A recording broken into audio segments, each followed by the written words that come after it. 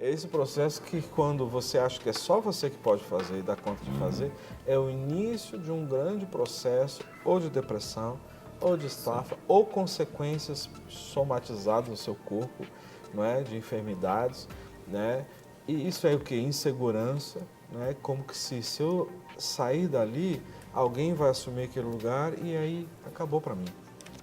Primeiro que eu tenho que saber quem eu sou, né? Com certeza. O meu valor como indivíduo, não é? Claro. O meu valor como indivíduo. Agora, e outra coisa, se essa porta fechar esse lado, Deus vai abrir outra, com certeza. E muitas vezes, igual aquela coisa que é ensinada aí os pais muitas vezes ensinam que não é para levar desaforo para casa, isso tira a mansidão da pessoa, porque ele se arma. Entendeu? Um dia eu estava atendendo uma pessoa e falou comigo assim, eu só ando armado, né? Arma de revólver não armado em si mesmo, interior, né? Ele falou assim, eu só ando armado. Então, assim, qualquer coisa eu explodo, eu não levo desaforo para casa. Então, a pessoa ali, aonde vai estar a mansidão dela? Você entendeu? Não tem como. Então, ela é ensinada, o ensinamento já vem errado. Ó, você não pode aceitar isso, você não pode engolir isso. Tem os momentos certos da gente responder e das atitudes que a gente vai tomar diante da pessoa que vem e desafia a gente. Muitas vezes você é desafiado. Você tem que saber como você vai administrar isso. E o manso, ele vai saber administrar isso e resolver a situação de uma forma fácil de ser resolvida. Né? Aí a gente fala que não joga gasolina no fogo, não, porque a coisa vai incendiar mais. Eu tenho que jogar água, não é? Para apagar aquele fogo, para poder resolver a situação. Uma vez uma pessoa ligou para mim e falou assim, pastor, eu estou com uma questão para resolver aí e eu estou cheio, sistema nervoso abalado e estou para estourar. Eu falei, então, peraí, você vai orar para você primeiro, tirar isso tudo de dentro de você, depois você vai resolver a situação. Mas vou orar para mim, não é para o outro. Não, você vai orar. O problema maior está em você, entendeu? Você vai arrancar isso tudo de dentro de você, a hora que você estiver tranquilo, manso, aí você vai resolver. Então tá bom. Aí, você entendeu? Porque a pessoa sai com aquele vulcão, o que vai acontecer? Chega lá e encontra o outro que não é manso, aí a coisa fica feia, né? Exatamente. Então tem que tratar primeiro de si mesmo. Uma outra questão com relação à mansidão, Carol, a gente falou aqui no sentido de que quando o Rogério falou isso, e deixou muito claro, no sentido de que quando eu me coloco como o dono, né? Sim. Então isso vai tirar a minha paz, porque eu como dono vou tentar guardar, proteger, cercar. Então a mansidão vai me conectar de que há um dono, inclusive de mim mesmo, que é Deus. Uma outra coisa que a gente conecta com esse princípio da mansidão é que quando eu começo a agir com mansidão ou ser manso, eu vou me proteger dos ídolos que eu posso levantar contra a minha própria vida. Coisas e até mesmo pessoas que vão ficar no lugar de Deus. Então, ser manso me protege da idolatria. Por quê? Porque quando eu sou manso, aí eu sei quem é que manda. Certo. E se eu sei quem é que manda, eu não tenho que obedecer a outro, a não ser aquele que realmente tem autoridade e poder para me mandar. E uma das coisas que a gente já precisa acertar logo no princípio da nossa caminhada cristã é que muitas vezes nós conduzimos as pessoas a confessar Jesus como seu Salvador. E esquecemos de que nós precisamos levar a pessoa a entender que Jesus, ele é Salvador, mas ele é Senhor. Então, esse sentido vai me guardar. Então, quem é que vai ter a autoridade absoluta na minha vida, sobre mim? Quem vai ser o meu referencial? Quem vai ser o meu dono? É Jesus. Então isso vai me guardar, inclusive da idolatria pastoral, de lideranças.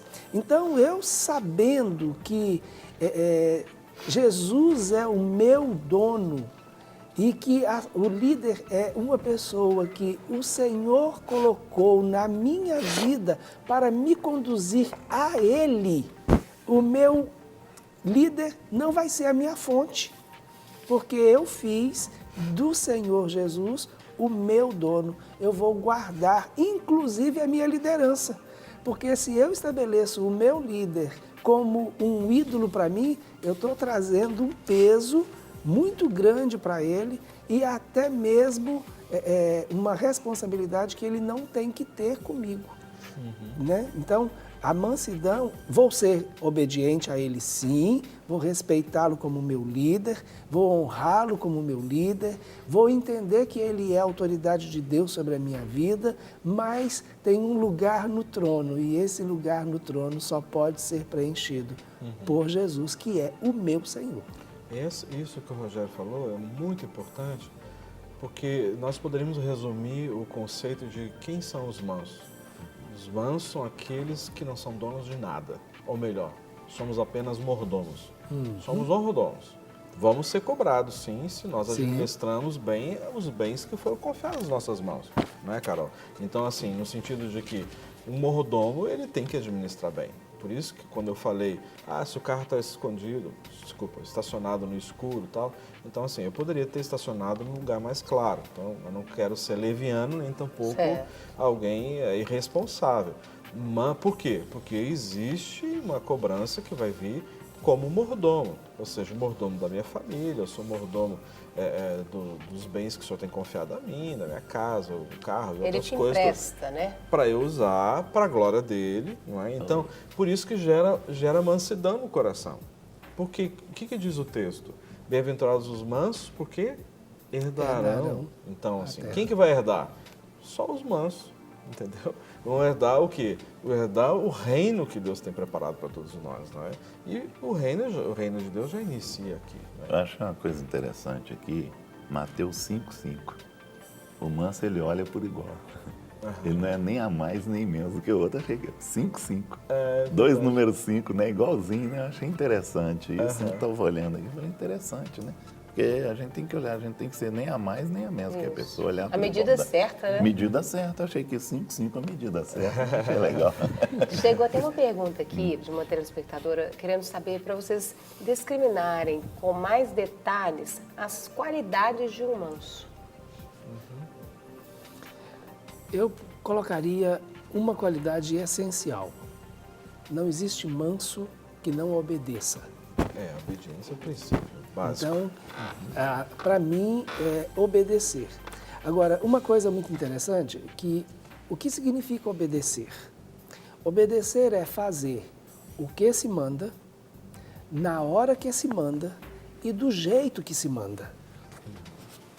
Apesar de Moisés ter sido citado na Bíblia como um homem manso, e ninguém mais recebeu esse título na Bíblia, né? Só Moisés, Moisés não pisou na terra prometida.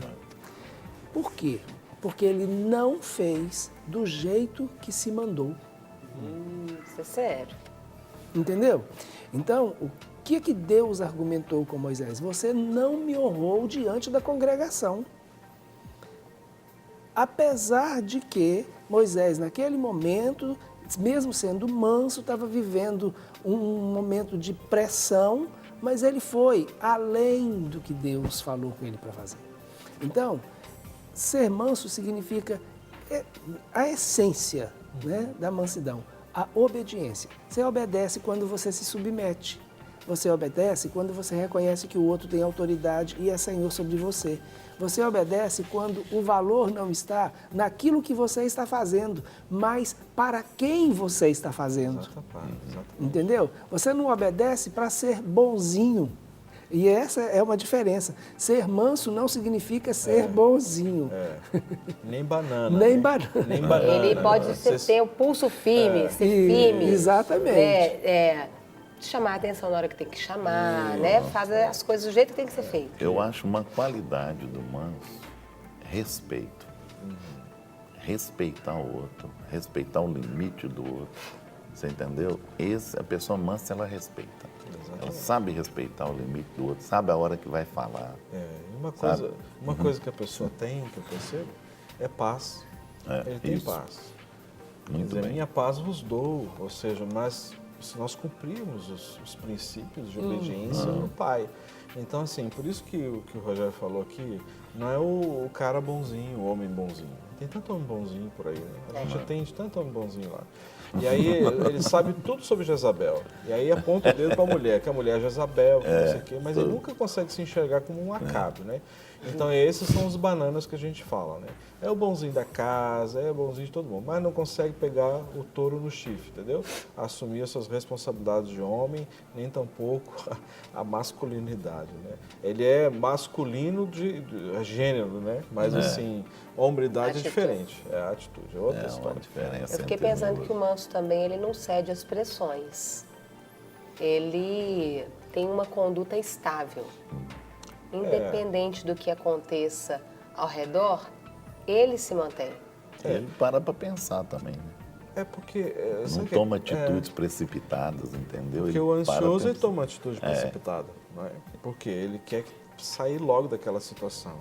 E aí, então, decide no momento. E decisões no momento, normalmente, elas não são as melhores, né? Não. Sob pressão. Decisão sob pressão, normalmente não são as melhores. É só uma decisão para a pressão diminuir ou eliminar a pressão. Mas nós somos forjados através da pressão, né? Então, isso faz com que nós sejamos persistentes. E é uma forma de Deus também tratar com o nosso caráter, né? Com E certeza. nos forjar, nos moldar, né? Então, o manso, mesmo sob pressão, ele vai buscar de Deus a hora certa de tomar as decisões e o que fazer, né? Então, assim, nós estávamos falando, foi ontem que nós estávamos falando a respeito de as formas que Deus falou ali em Jó, né? Ou seja, no redemoinho, na tempestade, depois veio o quê? Depois no Cicil, né? Ou seja, Deus falou nessas Elias. Elias. Elias. Desculpa, Elias, exatamente. Então, e depois o Cicil. Então, só depois que Deus que veio falar exatamente, né? Eu li No também. manso mesmo é que Deus veio falar, né? Na hora da mansidão mesmo. Eu realmente. vejo que o manso, ele acaba pagando o mal com o bem. Ele tem aquela palavra certa, né? Porque a própria Bíblia fala que a palavra branda, ela desvia o furor. certeza. Né? Ele tem uma postura diferenciada. Dá para você perceber isso no meio da multidão, não dá? Dá. Tem duas outras coisas com relação ao manso e que vem sustentar isso. A primeira delas é que o manso ele vai estar guardado, ele vai estar protegido. Então, ele não precisa sair na sua defesa. Entendi. Entendeu? Não precisa de Porque justiça Ele própria. se sente seguro. Ele está seguro, ele está guardado. Por que ele está guardado? Porque ele sabe que ele está cumprindo ordens. Ele está debaixo de uma autoridade delegada. Certo. Entendeu? Está protegido. Exatamente. Ainda ontem eu estava conversando com uma pessoa na clínica, num atendimento, e eu deixei isso muito claro para ela quando eu falei a respeito do senhorio de Jesus. Se o comandante manda o sargento executar uma ordem, quem é responsável por aquela ordem é o comandante. Com certeza. O sargento apenas cumpre ordens. Executor.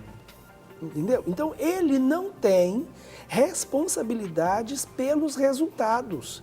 Por quê? Porque a função dele não é questionar, mas é cumprir a ordem que foi dada. Quem que vai pagar por aquilo? Quem paga por aquilo é quem mandou, que tem autoridade para mandar. Então, é a questão da autoridade delegada. Então, o manso, ele tem isso dentro dele. Eu posso fazer, porque quem é responsável pelo resultado é quem me mandou. Então, isso a gente... Se garante. Exatamente. Então, eu não preciso me defender. Eu não preciso requerer justiça. Por quê? Porque se sobrar para alguém, vai sobrar para aquele que me mandou. Né? Então, esse é uma das coisas muito interessantes e que tem muito a ver. Então, eu não preciso entendeu? Certo. Agir com violência, agir com aspereza, agir, né? Posso manter a minha tranquilidade, por quê? Porque eu sei que tem alguém que responde por aquilo, porque eu estou em obediência.